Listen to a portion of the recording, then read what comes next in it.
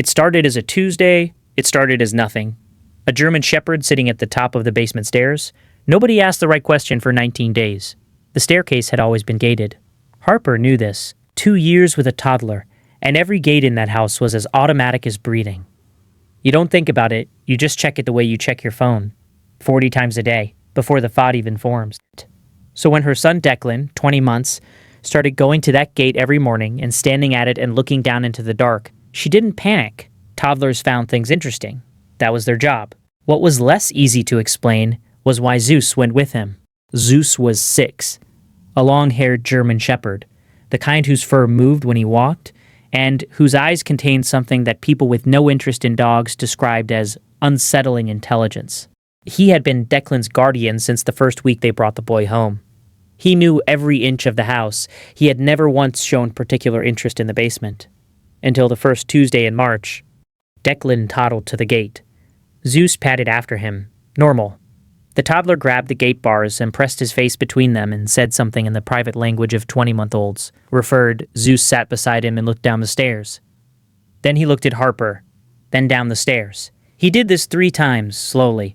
Harper thought, he hears something down there. A mouse, maybe. She made a mental note to check. She did not check. By the end of the first week, it was every morning.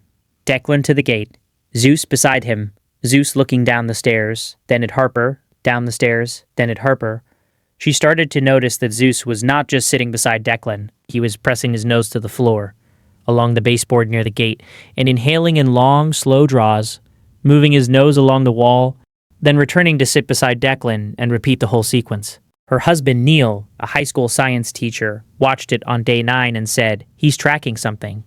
There's a scent along that wall. Look at his nose pattern." Neil was interested in the behavior the way he was interested in phenomena. Analytically, from a distance, without urgency. Referred, he said they should probably check for mice more thoroughly. He said it the way you say things that you then don't do. Harper's mother saw it on day 12 and said, "That dog is not well. Something is wrong with him neurologically. When a dog starts fixating on an area for days, with no explanation, you get them checked." She was 67 and had opinions shaped by decades of certainty, and she said this in the tone of someone who had already decided. Harper looked at Zeus sitting at the gate. She thought about the vet appointment she had been meaning to make. She started to think of it as a Zeus problem rather than a house problem. On day 19, Declan found a way through the gate. It happened in the 40 seconds between when Harper put down the laundry basket and turned back.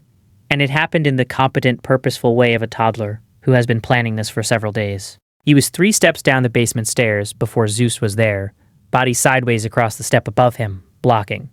Declan grabbed Zeus's fur and sat down hard and cried. Harper came around the corner and saw them. Toddler sitting on a step, crying, German shepherd across the step above him, not moving, holding position. She took Declan. She stood in the basement doorway.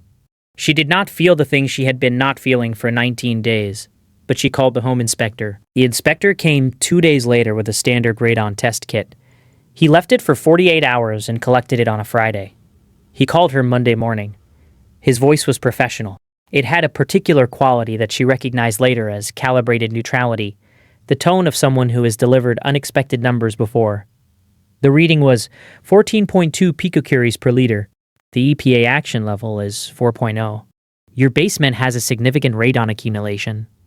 This is a long-term cancer risk. He paused. Do you have children who spend time near or in the basement? Referred, Declan's room was directly above the basement. She told him this. He said, I would suggest beginning mitigation immediately. If you stay for stories about what animals sense before we do, you're in the right place. Subscribe so you don't miss the next. 1. Radon is a colorless, odorless, radioactive gas that accumulates in basements and low-level spaces.